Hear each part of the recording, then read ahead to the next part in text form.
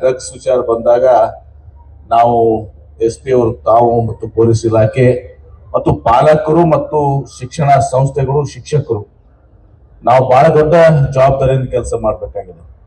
ಈಗ ನಾವು ಬೆಂಗಳೂರಿನಲ್ಲಿ ಅಲ್ಲಿ ಇಲ್ಲಿ ಕೇಳ್ತಾ ಇರ್ತೀವಿ. ಇವತ್ತು ಶಾಲಾ ಮಕ್ಕಳನ್ನ ಟಾರ್ಗೆಟ್ ಮಾಡುವಂತದ್ದು ಸರ್. ಆ ಶಾಲಾ ಮಕ್ಕಳಿಗೆ ಇವತ್ತು ಸಹ ಚಾಕ್ಲೇಟ್ ನಲ್ಲಿ ಮತ್ತೊಂದು ಇದರಲ್ಲಿ ಇವತ್ತು ಸಹ ಈ ಡ್ರಗ್ ನ ಬೆರಕೆ ಮಾಡಿ ಇವತ್ತು ಅವ್ರಿಗೆ ಅದನ್ನ ಅಡಿಕ್ಟ್ ಮಾಡುವಂತ ಒಂದು ಪ್ರಯತ್ನಗಳು ಇವತ್ತು ಸಹ ಬಹಳಷ್ಟು ಕಡೆ ನಾವು ಮಾಧ್ಯಮದಲ್ಲಿ ಅಲ್ಲಿ ಇಲ್ಲಿ ಕೇಳಿ ಬರ್ತಾ ಇದ್ದಾವೆ. ಅದಕ್ಕೆ ವಿಶೇಷವಾಗಿ ಶಾಲೆಗಳಲ್ಲಿ ಇವತ್ತು ಸಹ ಮಕ್ಕಳು ಸುರಕ್ಷಿತತೆ ಬಹಳ ಮಹತ್ವದಿದೆ.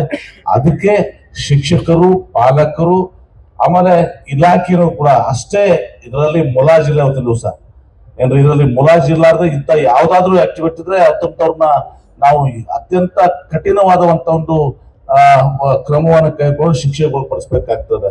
ಅದಕ್ಕೆ ಈ ಶಾಲಾ ಸುತ್ತಮುತ್ತಲು ಬಹಳಷ್ಟು ನಿಗಾ ವಹಿಸಿ ಅಲ್ಲಿ ಜಾಗೃತಿ ಉಂಟು ಮಾಡ್ಬೇಕಾಗ್ತದೆ. ನಮಗೆ ಮೋಸ್ಟ್ಲಿ ಪ್ಯಾಂಪ್ಲೆಟ್ಸ್ ಮಾಡೋ ಮುಖ ಯಾರಾದ್ರೂ ಬಂದು ಚಾಕ್ಲೇಟ್ಸ್ ಕೊಟ್ರೆ ಮತ್ತೊಂದೇನೋ ಕೊಟ್ರೆ ಅದನ್ನ ಸ್ವೀಕಾರ ಮಾಡಬಾರ್ದು ಅನ್ನೋದನ್ನ ಕೂಡ ನಾವು ಹೈಲೈಟ್ ಮಾಡುವಂತದ್ದು ಬಹಳ ಅವಶ್ಯಕತೆ ಇದೆ. ಆ ಒಂದು ಇದು ಎಲ್ಲಾ ಶಾಲೆಗಳಿಗೆ ತಾವು ತಿಳಿಸುವಂತದ್ದು.